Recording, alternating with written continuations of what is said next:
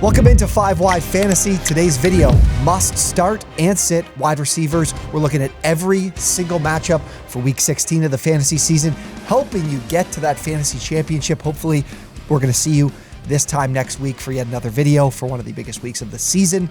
But of course, we'll cover each and every game here, and I'll happily answer any of your questions in the comments when it comes to start sit. But as well, we're going to be live Christmas Eve at 11 a.m. on the OwnersBox Sports Twitch channel. I think we'll also be live on Christmas morning as well, previewing those games too. So any up to the minute news, weather updates, we'll cover it there. So definitely go check us out. That link to our Twitch is down below. Would love to have you join us there. And of course, the show presented by BetFred. If you sign up at BetFred, deposit $50. Bet $50, they're going to give you $250 in free bets. Again, the fantasy season is almost over, but it doesn't mean you need to stop being so invested in these games. Get on BetFred, start betting on these games. And we've got a bet and a boost presented by BetFred for tonight's game, or for the Thursday night game between the Jets and Jaguars. I've got 2 plays here that'll be same game parlayed and boosted in the boosted section at BetFred. I'm going with the Jets on the money line. Big reason for that. Love their defense. Love what they can do to be able to stop and slow down the Jaguars' passing attack. Cam Robinson out for the season. That's a major loss at left tackle for the Jags. think that could be a problem for them. And then as well, Trayvon Walker out as well. A big presence for them on the front four. So I really like the Jets. And then I like Garrett Wilson over 56.5 receiving yards. The Jags have shown to be a very good run defense the last few weeks. And I think the best way to be able to put points up against them will have to be through the air. So I really like Wilson to play a big part in that, even with Zach Wilson at quarterback. So that is boosted and parlayed over at BetFred. Now let's get to these games, starting with that very same game. Jaguars, Jets. So I kind of laid it out for you guys how I see this thing going. I like Garrett Wilson as a start this week. Elijah Moore, Corey Davis will be those secondary, tertiary options. I think there's still decent plays here because I don't think the Jets will run the ball efficiently. They did not look good last week against the Lions on the ground. So they could be guys you could potentially play in your deeper leagues because the Jags are 25th in fantasy points allowed, dead last in pass DVOA as well. Poor coverage grade, and we could see some success found for them through the air against this Jaguars team. On the other side, man, is Zay Jones burned me. Told him that he could be, you don't even need to bother adding him. Told you to sit him last week, and he went off. So we've got another premier corner. This one's legitimately might be the best shutdown corner in the league. Diggs is a great player as in his own right, but Sauce Gardner's playing at another level. I don't want to play Zay Jones. I don't want to play. I'd rather play Christian Kirk. I'm not excited about playing Christian Kirk. I'm not excited about playing either of these guys in a game that has a very low total as well.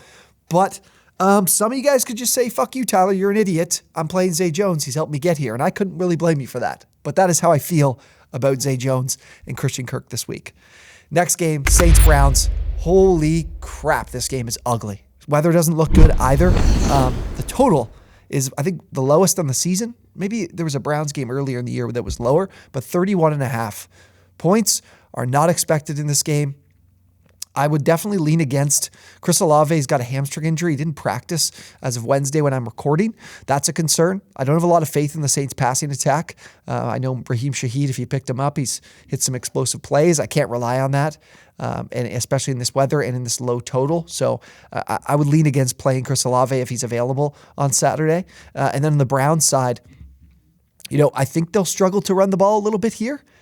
But at the same time, we've got Amari Cooper and Donovan Peoples-Jones, kind of, honestly, both of them vying for that number 1 wide receiver spot for this team. I think playing either one of them is a bit of a desperate type of play. Like I mentioned, the weather, like I mentioned with the total, points are just they're not implying very many touchdowns are going to be scored in this game. And we need that in this week if we're going to win our matchup. So I'm a little bit worried about playing either one of them. Falcons, Ravens. I mentioned this about the must-start players on OwnersBox this week. I like Drake London. 11 targets last week, 7 receptions, gave you a serviceable outing. The Ravens' run defense is elite. I think the Falcons will struggle to run the ball in this game and need to go to the pass a bit more. The Ravens 23rd in fantasy points allowed to wide receivers. I like Drake London. I think he's someone you do want to play this week if you have him. Even though I didn't like him last week, he still managed to be productive for you. On the other side, the Ravens, I mentioned this about the ad of Demarcus Robinson. It doesn't look like Lamar Jackson's going to be back. There's no way I'm going to to Demarcus Robinson or Devin Duvernay, even though this is a really plus matchup for the pass game, like the Falcons you're looking at on your screen, just read out here on their side in fantasy points allowed and DVOA. So it could be a good matchup for their pass game, but I'm not willing to risk it. The Falcons are also a poor run defense too, and I would expect the Ravens to lean on the ground as they have been the last few weeks as well. So not much in this game either from a fantasy perspective through the air. Bengals Patriots. We've got a great matchup here of good quality pass defenses. The Patriots 8th in fantasy points, 3rd in pass DVOA, but play a lot of man coverage. And Jamar Chase is a cheat code against man coverage. He cooks man coverage, and he could do that here against the Patriots. So in no way am I thinking about sitting him. I mean, same goes for T. Higgins. I'm not very high on him this week. I could see him putting together, though, like 6 catches on 80 yards or 6 catches on 60 yards, gives you 12 fantasy points, and you're fine with it. Definitely more of a wide receiver 19-20 for me on the week in this matchup, but I definitely do like Jamar Chase. On the other side with the Patriots, I mean, it's tough for me to rely on Jacoby Myers. You know, I know he's a player that can give you a good floor, but it's like he just screams mid. Like Jacoby Myers might be the definition of mid. And I don't think you're looking for mid when you're looking to make a fantasy championship because you're going to be playing another very quality opponent in this matchup. So one I'd probably steer clear of. I'd steer clear of the Patriots altogether. Their offense just doesn't look great right now. It's really just a lot of Ramondre Stevenson, and then that's it. Bills, Bears.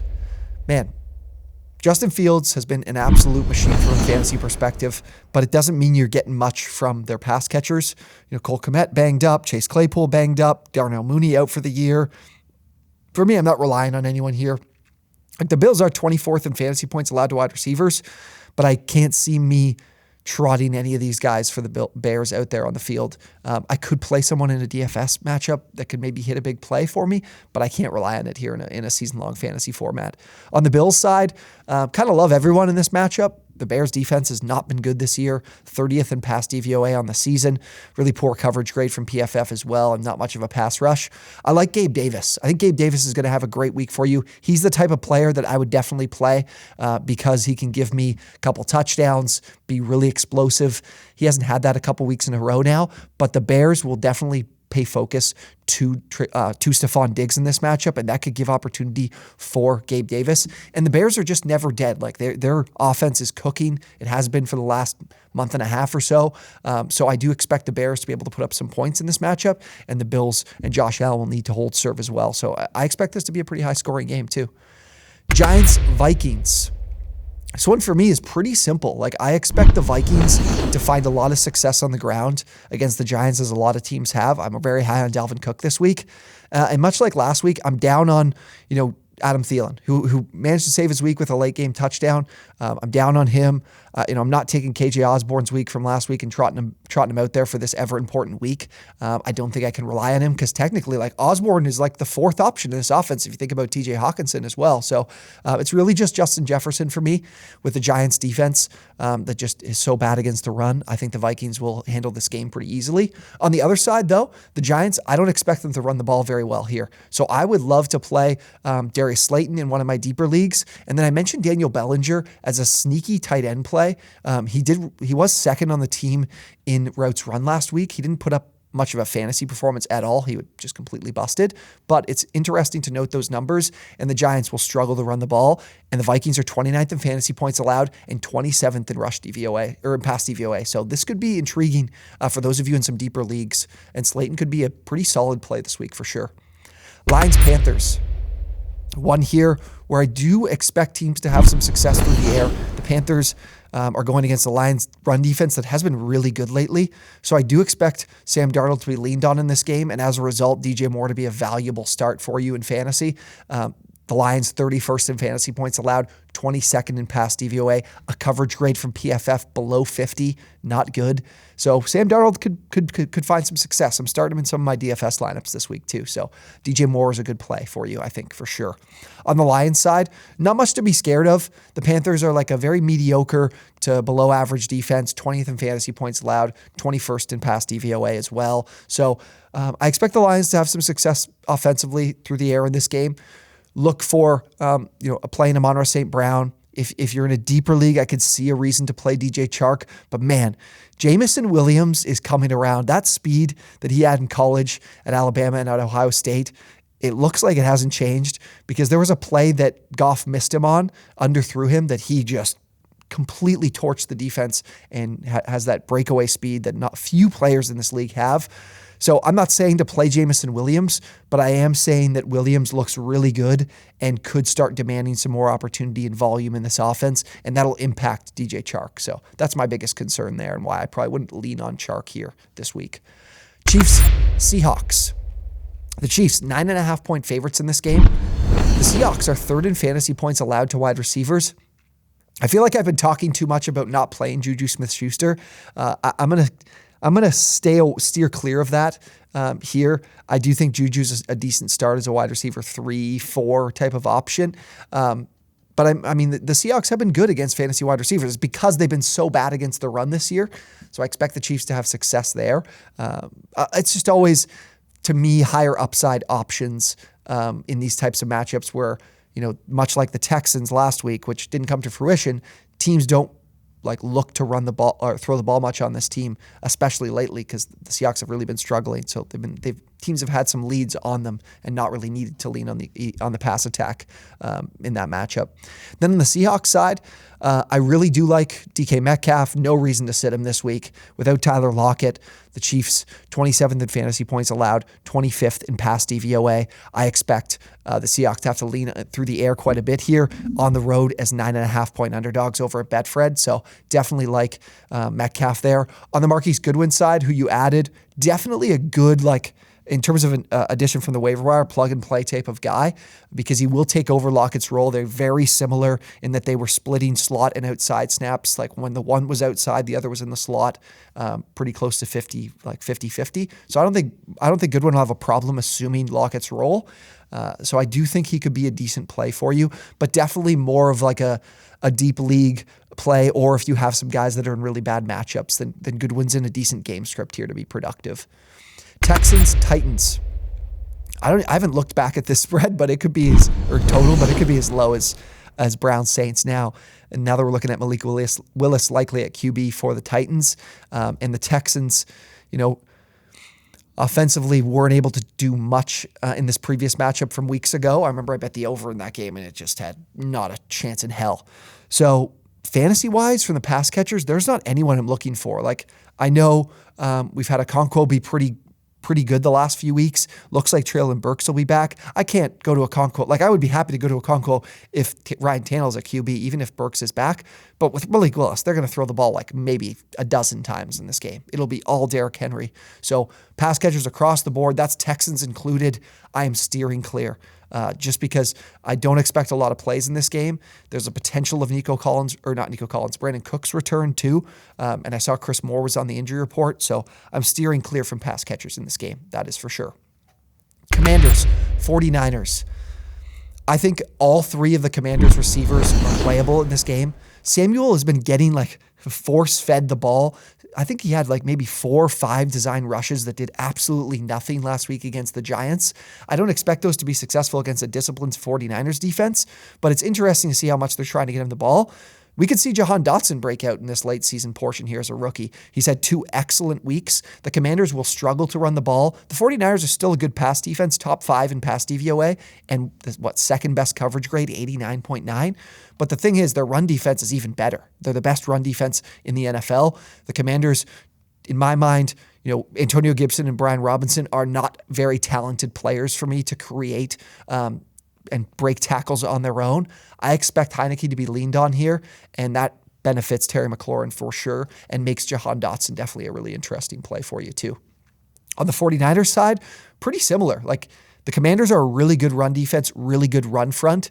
Purdy might need to be leaned on a bit more, and that lends itself to Brandon Ayuk being a pretty solid play for you. I don't have a ton of upside on him because it seems like this 49ers team can run the ball on just about anybody, but it makes Ayuk a really solid, I think, floor guy as a wide receiver 3 this week in my mind. So certainly someone not to look past now with Deebo Samuel out. Eagles, Cowboys was going to be game of the week for sure. Jalen Hurts, I'd be shocked if Jalen Hurts plays this week, so that's the information I'm going with as of Wednesday here. I'm looking at an Eagles team with Gardner Minshew, and I don't think it takes a significant step back because this offense is so good. Like, you put a lot of quarterbacks in this offense, and they'll be able to be productive with how many great skill position players there are between Devontae Smith, Dallas Goedert, and A.J. Brown. And then you go to the pass protection, which is elite.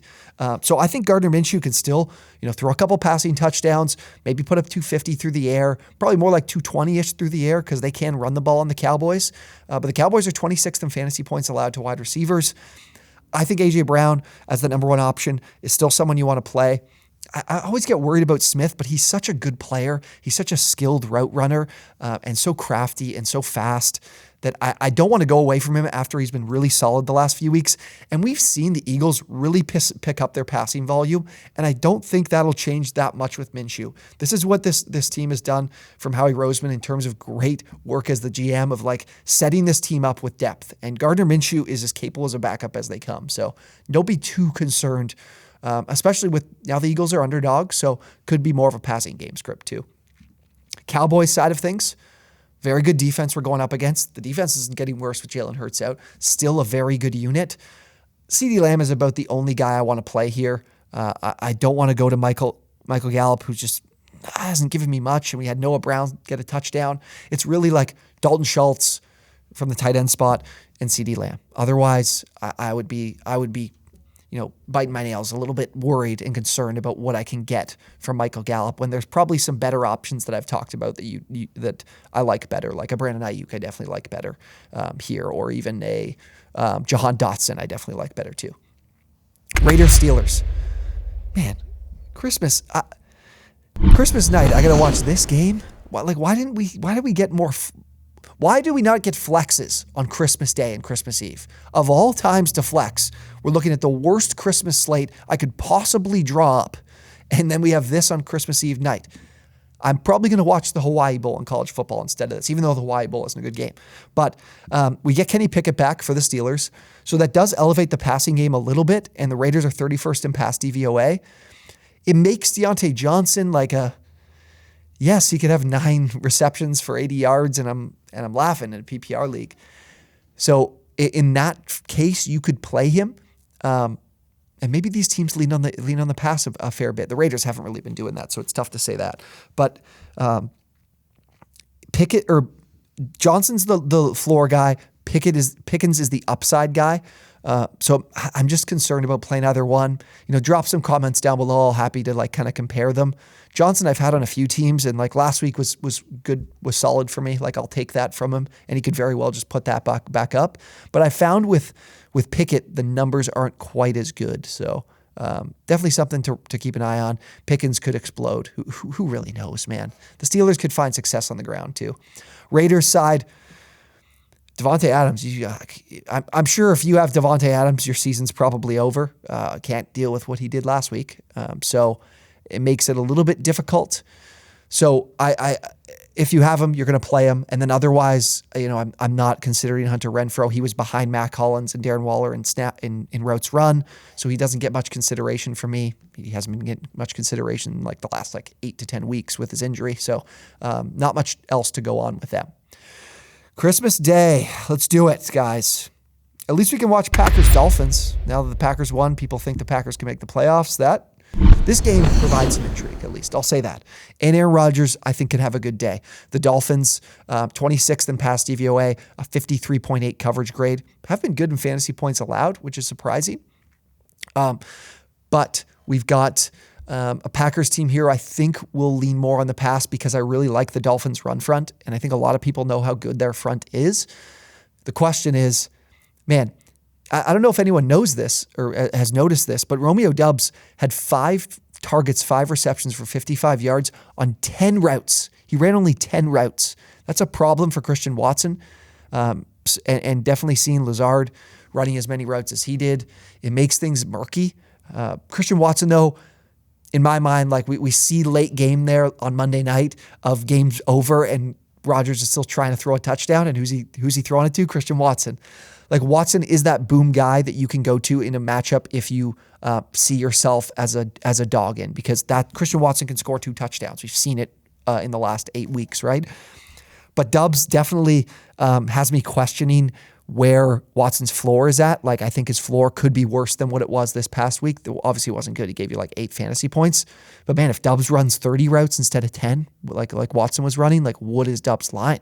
Like, could he be getting 8-9 targets, out targeting Watson? So interesting.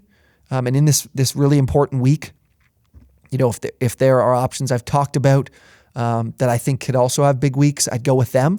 But if you're looking for something explosive, Watson can certainly give you that. But I can't go to Dubs without a little bit more information, because it's Wednesday, from hearing from Matt LaFleur how, you know, where Dubs is at. Can he be full go and full workload? Because obviously it seems as though when he's on the field, they're getting the ball his way because he's creating separation and because he's a big part of their offense. So he could, right now I wouldn't be playing him just on the concern of that, but it looks good for him.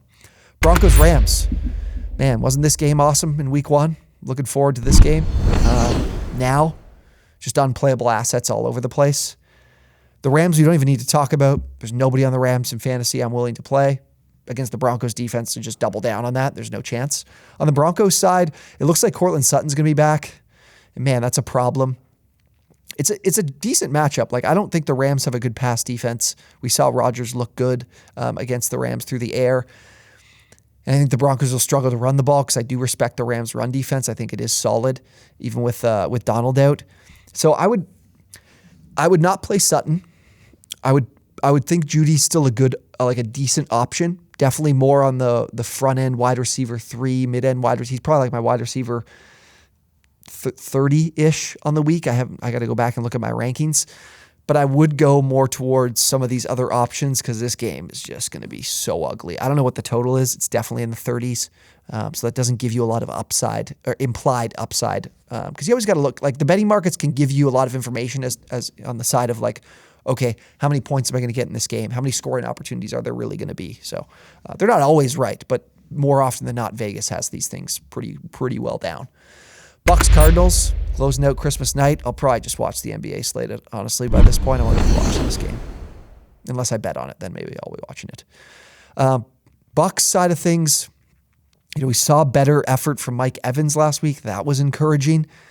Chris Godwin's still, you know, a volume guy. The Bucks can't run the ball really against anybody, so you know you're going to get volume here. The Bucks need this game at 6-8. They need this game. Like, the Saints are on their heels. The Falcons are technically on their heels. The Carolina Panthers are technically on their heels. So I expect to see the pass game, as always, be a big part here. I definitely think that Godwin and Evans are solid plays. Like, not really good plays, back in wide receiver 2 plays, but have such good volume that it's really hard to sit them. Like, each and every week I struggle thinking to even sit Mike Evans, because I know there's so much passing volume that can go to him. On the Cardinals side, man, it looks like McCoy will be fine, and he'll be playing this weekend. Anybody beyond DeAndre Hopkins, I'm not playing. I think the Bucs have a very good pass defense still. As they get healthy, they're a very good unit. So I can't go beyond DeAndre Hopkins with Colt McCoy at QB. It's just, that's the fact of the matter for me. Last game up, Chargers-Colts. Colts going to Nick Foles at quarterback, so that's a problem, right?